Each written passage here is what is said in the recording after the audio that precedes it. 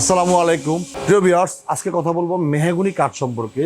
কারণ মেহগনি কাঠের দরজা আমরা তৈরি করার পরে, বয়লার করার পরে, চেম্বার করার পরে 100 দরজা বানাইলেও তারপরে 5-7টা দরজা নষ্ট হয়ে যায়। যদি 100 দরজা বানান আপনি, সেটা পাইকারি হোক বা আপনি রিটেলে সেল করেন, যেভাবেই করেন না কেন, যদি আপনি যখন নষ্ট হয়ে যায় তো ওই ডোরের কস্টিংটা কিন্তু ওইটার উপর পড়ে। এবং এই বিজনেসটাতে আইসা একটা মানুষের ব্যবসায়িক অনেক সমস্যা হয়ে দাঁড়ায়। কারণ আমরা বয়লার করলাম, কাঠ একদম সিদ্ধ করলাম, বাংলাদেশের প্রচলিত যেটা দিয়ে আমরা বয়লার করা প্রয়োজন সেটা একদম 100% কেমিক্যাল দিয়ে, আগুন দিয়ে সিদ্ধ করে একেবারে A to Z করার পরে কাঠটা উঠায় আমরা আবার চেম্বার করলাম, একদম শুকালাম। শুকানোর পরেও আমরা যখন ডোর তৈরি করলাম, তৈরি করার পর দেখা গেছে 10টা দরজা নষ্ট হয়ে গেল, 100-এর ভিতরে 5টা দরজা নষ্ট হয়ে গেল, ফাইটে গেল, বাঁকা হয়ে গেল, বিভিন্ন ধরনের সমস্যা আমরা জর্জরিত। এইটাকে রোধ করার জন্য চিন্তা ভাবনা করলাম এটা কেন হচ্ছে। এইটার জন্য আমি যশোর গেলাম, টাঙ্গাইল গেলাম, বিভিন্ন ডিস্ট্রিক্টে আমি ঘুরে আসার পরে যেটা আমি একেবারে প্র্যাকটিক্যালি আমি বুঝলাম যে সেটা হলো আমাদের যেই ব্যাপারীরা আমাদের থেকে যেই কাঠ আমাদেরকে দিচ্ছে সব কিন্তু আনমেচিউরড কাঠ। আনমেচিউরড কাঠটাই ব্যাপারীরা আমাদেরকে দিচ্ছে। কারণ আসলে কাঠের যে দাম, আমাদের যে মার্কেটের যে দাম আমরা যেটা বিক্রি করতেছি, এটার সাথে কাঠের দাম, মার্কেটের দাম এবং আমাদের যে বিক্রি, এটা কিন্তু সামঞ্জস্য এক হচ্ছে না।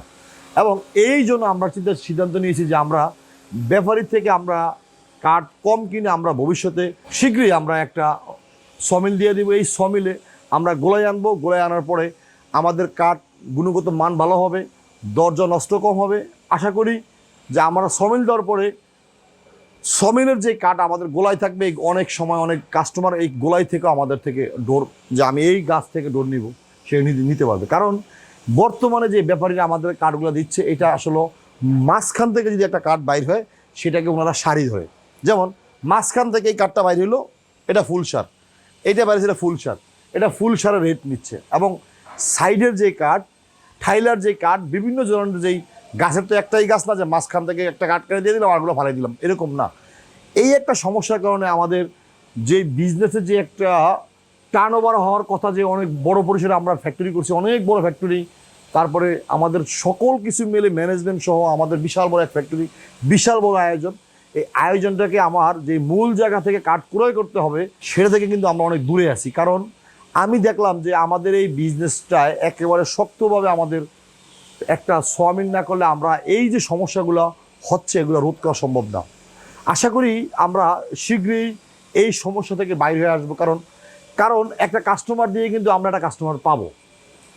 তার যদি উল্টো হয়ে যায় তাহলে এই বিজনেসটা এত বড় ফ্যাক্টরি করে কোনো লাভ নেই। আমার এই ফ্যাক্টরিতে আপনারা যদি দেখেন যে এখান থেকে একেবারে ওই মাথা পর্যন্ত যেই পর্যন্ত কাঠের সমাহার এবং লোকের সমাহার সকল কিছু ঠিক আছে, কিন্তু মূলত যে একটা কাঠ যে আমরা যশোর যে কাটবো বা আমাদের ম্যানেজমেন্টের লোক থাকবে, এটা সম্ভব হয় না। এটা কারোর সম্ভব না। ঢাকাতে যারা এই বিজনেসটা করে এটা কারোর সম্ভব না। হ্যাঁ, যারা যশোরে, চুয়াডাঙ্গায়, দিনাজপুর যাদের গ্রামভিত্তিক সমিল সহ ফ্যাক্টরি আছে, তাদের বেলা হয়তো বা আপনার অ্যাডজাস্ট করা সম্ভব। কিন্তু ওখানে আবার একটু প্রবলেম হয়, আবার কি বয়লার করতে সমস্যা হয়, চেম্বার করতে সমস্যা হয়, কেমিক্যাল পাইতে সমস্যা হয়। ঢাকা কেন্দ্রিক সবই পাওয়া যায়। এই জন্যই ঢাকাতে আমরা ফ্যাক্টরিটা এত বড় ফ্যাক্টরি করা। তো প্রিয় ভিউয়ার্স, শীঘ্রই আমরা ইনশাল্লাহ ভালো কিছু করার চেষ্টা করতেছি, আরও ভালো করার চেষ্টা করতেছি। কারণ একটা কাস্টমারের সাথে বন্ডিং যদি ভালো থাকে, এই বিজনেসটা একসময় গ্রোথ করবেই। প্রিয় ভিউয়ার্স, আজকের মতো বিদায় নিলাম। দেখা হবে নতুন কোনো ভিডিওতে। আসসালামু আলাইকুম।